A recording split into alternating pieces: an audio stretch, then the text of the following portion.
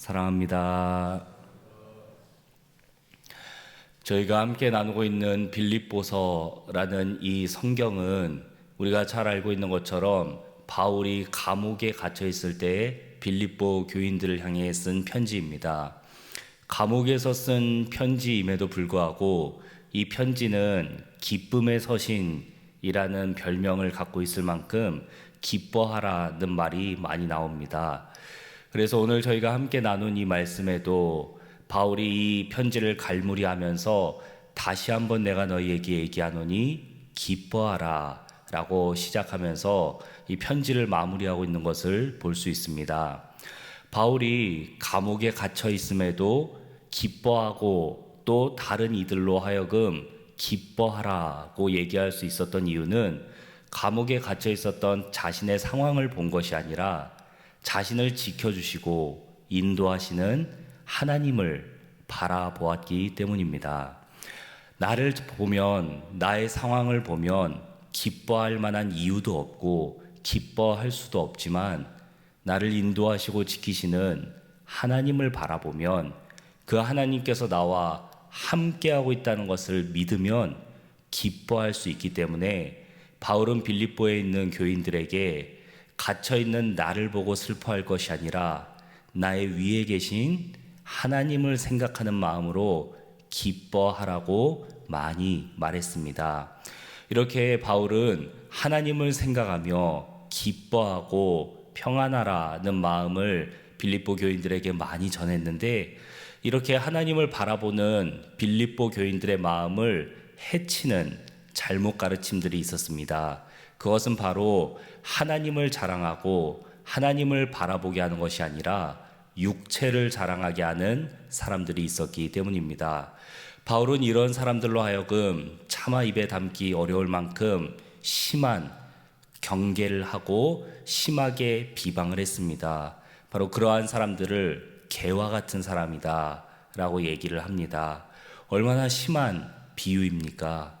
그런데 그렇게 한 이유는 바로 이 사람들이 예수님을 믿는 것으로 자랑 삼지 않고 성령을 힘입어 봉사하게 하지 않고 자기 육체를 상하게 하여 육체의 할례를 받게 하여 그 할례 받은 것으로 자랑을 삼고 할례 받은 것으로 구원받을 수 있다는 헛된 믿음을 이 빌립보 교인들에게 주었기 때문에 바울은 복음의 가치에 정면적으로 위배되는 그 거짓 가르침들, 그 거짓 교사들을 멀리하고 주의하라고 거듭해서 강조했습니다.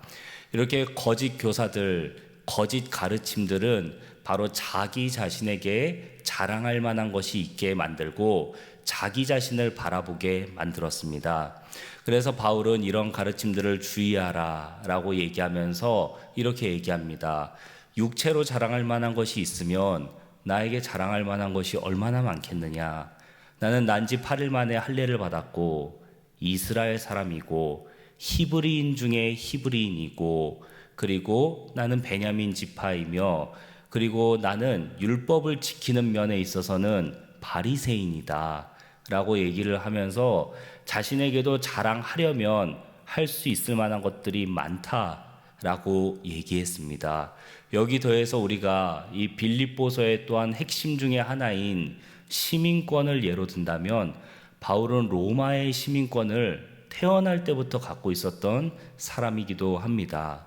그래서 자랑할 수 있는 게 정말 많았습니다.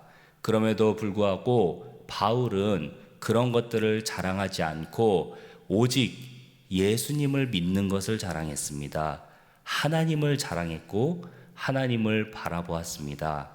그래서 바울은 내가 지금 갇혀 있을지라도 하나님을 바라보고 기뻐하며 평안할 수 있었던 것입니다. 그래서 이 빌립보 감옥에서 있었던 일들을 기록한 사도행전 16장에 보시면 오히려 감옥에 갇혀 있었던 바울과 실라는 하나님을 찬양했다라고 노래를 불렀다라고 나옵니다. 이렇게 바울이 하나님을 바라볼 수 있게 된 것은 그가 옳게 여기는 것이 바뀌었기 때문입니다. 그가 사울이라는 이름으로 불려졌을 때 이 사울이 옳게 여겼던 것은 그리스도가 예수가 아니다라는 것을 옳게 여겼습니다. 예수는 우리를 구원하는 메시아가 아니다라는 사실을 옳게 여겼습니다. 그렇기 때문에 예수님을 메시아로 믿고 설교했었던 스데반이 돌에 맞아 죽는 그 순간에 현장에 있으면서도 그는 돌에 맞아 죽는 게 마땅하다 생각했습니다. 예수가 그리스도가 아닌 것이라고 생각하는 게 옳다라고 여겼던 사람이 바로 바울입니다. 그런데 그런 바울이 옳게 여기는 것이 바뀌었습니다.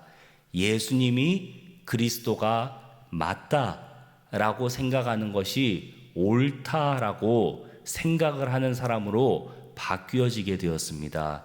그래서 바울은 이러한 자신의 고백을 오늘 본문에서 뭐라고 얘기하냐면 그리스도 예수를 믿음으로 말미암아 하나님 안에서 난 의가 있었기 때문이다 라고 얘기합니다. 여기서 얘기하는 의라는 이 단어는 쉽게 설명하면 옳음입니다. 무엇이 옳은지 깨달았다라는 것이죠. 예수님을 믿기 전에 그가 옳게 여겼던 것과 예수님을 믿고 나서 그가 옳게 여기는 것이 완전히 바뀌어 버렸습니다.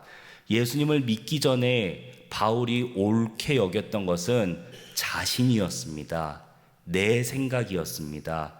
내가 하는 행동이 옳다 여겼습니다.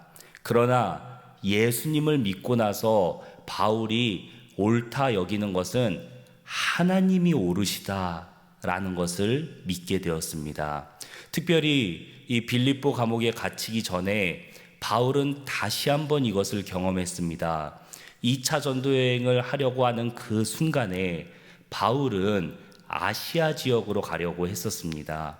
아시아로 가서 복음을 전하려고 했었는데 성령이 바울을 막았고 예수께서 바울을 막았다라고 합니다.